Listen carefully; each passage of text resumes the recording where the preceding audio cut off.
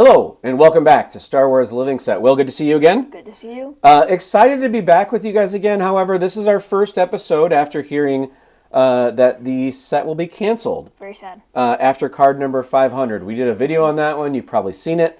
Very sad news, but we've committed. We're going to continue until we get through all 500 cards. Today we're actually on card basically 150-ish. We're doing 149 to 152. Which means we've got about another 350 to go. Yep. So we're not going to give up. We hope that Topps finds a way to change their minds. I don't know if they will, but we're going to continue to make sure we spend our time with you guys. We love talking about the cards. We do. We love the set. Mm-hmm. The artwork is amazing, and we're not going to stop doing reviews just because they've decided to cancel. All right, So into this episode, we're going to keep going, right? Yep. All right. Card number 149, Will, take it away with Gardulla the Hutt. So, Gardulla... Now you're probably thinking, who is this Hutt Gardulla? He is basically... I think it's a she, but go ahead. She is the Hutt that is actually... She was the one who owned Shmi and Anakin. Yep. Before she lost a bet to Watto. Yep. And then Watto owned them. Yep. And then she also watched the pod race with Jabba in A Phantom Menace. Yeah, so of course when they made Phantom Menace, that was the first prequel. And, of course, the pod race was a huge part of it. But one of the cool parts also was, at the beginning of the pod race, out slithers, we'll say. Is that how Hutts travel? Slithers out Jabba, but then also another Hutt. Mm-hmm. And, again, at that point in the Star Wars universe, we'd only known of one Hutt, and that was Jabba the Hutt. Yep. Who, of course, died on Tatooine. Yep. So here was Jabba back alive with another Hutt who turns out to be Gardulla the Hutt. And before I get too far, I need to do stats quick. Oh, good idea. Yeah. They made 1,240. 51 have been graded by PSA. 15 9s and 35 10s. Okay. And then Gardulla the Hutt also reappeared in a deleted scene. And then she's also with Jabba in A New Hope. Yeah, so that's actually the deleted scene. That's Scene. combined, Okay. yeah. So if you remember, when they originally filmed it in 1975-ish, whatever it was, Jabba the Hutt was actually a human. Mm-hmm. It was a guy who was standing there who confronts Han when they're in the landing bay. However, when they redid it and they re-released, how many ever times they've re-released New Hope? It was like 4 or 5 or something. Whatever it is. You know, they brought Jabba back, and that's where Han does the weird, awkward walk up and over thing. Mm-hmm.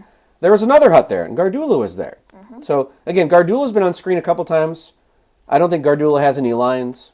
I don't think so. Still pretty cool, though. Yeah. All right, anything else on Gardulla? I don't think so. All right, we're going to go to another character who has, again, also no lines. Card number 150, Master Codebreaker from Last Jedi. We're going to do stats right away. They made 1,215. 40 have been graded by PSA. 8 9s and 31 10s. That's a pretty strong number for 10s. The actor was actually Justin Theroux. A little factoid about Justin. He was actually married to Jennifer Aniston for 2 years. Who is that again? She's on Friends. She's in a bunch of other stuff. You don't know who she is, but well done, Justin. Justin was also Justin in Parks and Rec, which is another cool character as well. So when we get to the character himself, so the Master Codebreaker, of course, in Last Jedi, we see him on screen for, I don't know, 10 seconds, maybe? 10 seconds, maybe 20. He has one line. Well, he does. What does it say? The girl, whoever he's with, she's like, did you notice that? And he's like, hold on, I'm on a roll. And then he rolls and then he goes, yay! Oh, and that's you're his right. Uno singular line. All right, so between the Master Codebreaker and Gardulla, they have one line combined. Okay, so again, he's only known by his title. Apparently nobody knows his real name. And in the movie, his character was actually supposed to be an insect-type looking creature.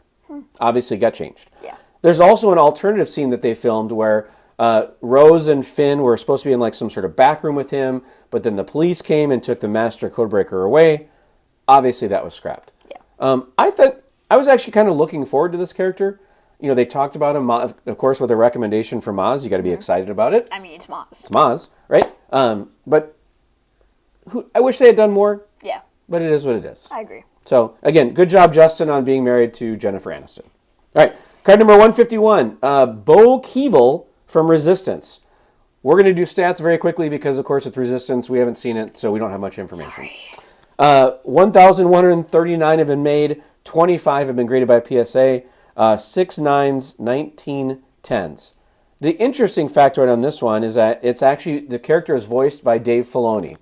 I would call Dave the godfather of Yeah. post-movie Star Wars. Is that fair? That is very fair. Okay, very good. The actual character is a Keldor male pilot in a squadron who apparently hardly ever speaks, has limited lines, and when this character does speak, Dave Filoni is the person. So good job, Dave. I'm not sure if you're getting any sort of residuals from being the voice of Keevil. You're probably getting other stuff, but well done. Well done. All right, last card. We're going quick. Last card this week. Again, a person with no lines.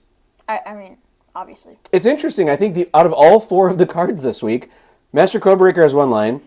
Dave Filoni has the other lines. I mean, we don't know how many. We have no idea. Has, it says limited lines. It says limited, so we're guessing that means... Probably not very many. Yeah. And then our final card of the week, who... probably has the most lines. Yeah, but I don't speak Blurrg. Do you? I don't speak Blurrg either. I wish I did. I wish I did too. All right, card number 152, Blurrg from Mando. Tell us about this one. So, before I get into this, I just want to say, when we first... It wasn't the first time we saw the Blurrgs, but when we saw them in Mando, yep, that's when we first meet Queel as well. I love Queel; he's amazing. Yep, R.I.P. But then we see like R.I.P. Queel. R.I.P. May he rest in peace.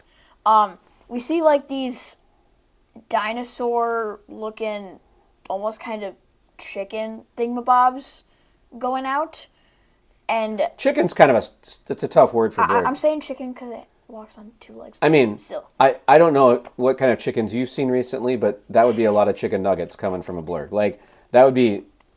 Blurgs are pretty big. That would be like a 40-piece compared to... Like that'd be a lot of chicken nuggets. A lot of Blurg nuggets. Okay, go ahead. But I just love the Blurgs. They're amazing. Whenever I see one, I just go, Blurrg! And I just love them. All right. Do the stats before we miss it. Okay, I'm going to stats. They made 1,250, 38 Heaven Graded PSA, 19 9s, and 18 10s. Yep. The Blurrg is a non-sentient, 2-legged reptilian beast of burden found throughout the galaxy. And I wrote that on there because when I did my research, I thought that was just a great sentence to describe the Blurrg, which I thought was kind of fun. It's perfect. It is a beast of burden found throughout the galaxy. Mm-hmm. Yep. Blurgs were used by the Twilight Resistance and Free Ryloth movement in the Clone Wars. Yeah, I think that's obviously depending on what order you're watching things. Yeah. So if you watch Clone Wars before you watch Mando, you see Blurgs before Mando. You would have seen the Blurgs in cartoon form before you saw them in live form on Mando. Yep. And then obviously, as I mentioned earlier, they're with Queel on Arvala 7. I think that's what it's called. Yep. The Blurgs first made their debut or appearance in 1885. How about 1985? 1985, not 18. 18. I believe the only thing we would have seen in 1885 would have been a flying DeLorean. However, I do believe that... did you like that? That was a good reference. Yeah, thank you. However, it was 1985, yes. 1985 in Ewoks Battle for Endor. Yeah, so apparently one of those amazing live-action shows that I don't recall at all, and I would have definitely been alive to watch it. I don't remember it all, but we'll put some pictures up here. I found some pictures of live-action Blurgs from 1985 with the Ewoks. Yeah. That was interesting. Mm-hmm. Okay. And then they are, of course, in Mando. And when they were in Mando, they used mechanical hull... Bulls. Yep. To like, show, like, the riding of the Blurgs. Yeah, there's a lot of detail out there. There's actually some cool videos that you can watch around how they kind of did the CGI and how the Blurg would have moved and how it would have not been able to move too far and how they had different colors for the muscles. Yeah. I thought it was pretty cool. Mm-hmm. I don't think they had all that back in 1985 or 1885, according to you. I'm sorry. 1985 with the Ewoks, but I thought it was still pretty cool. Again, the Blurgs are a huge presence in Mando, and I believe at one point Mando says, "I don't ride Blurg." I don't ride Blurg. And I think Queel calls him out and says, "Your people did," and you. Yeah, Queel goes, "You are Mandalorian. Yeah. You always ride Blurg," or something like that. And then he rode Blurg. So all right. So again, another interesting set of cards this week. I'm going to make this up, but probably the 4 characters that had either the least lines or no lines or didn't speak out of all the 4 other cards we've ever reviewed together. Yeah. Normally we have people that have lines or they say things or do things, and in this one there's not a lot going on. Yeah. So, all right, what is your favorite card of the week? Blurg. Okay, going with Blurg. I'm also, I think, going to go with Blurg. My second choice would have been Master Codebreaker. but I'm going to go Blurrg as well for many, many reasons. One, because you like the Blurgs, too, because they're sideways. Yeah, the horizontal cards, the greatest. In fact, if you're buying the cards right now, if you go back like 2 weeks ago, probably the best 2 cards ever released. 2 horizontal cards in the same week. Oh, yeah. It was amazing. Simply amazing. So, again, thank you guys for joining. If you'd like our show, let us know. Again, if you're interested in buying the cards, you've only got one more opportunity to do week. that on the 12th, coming up this Tuesday. So sad. So make sure you get out there. Make sure you buy the cards.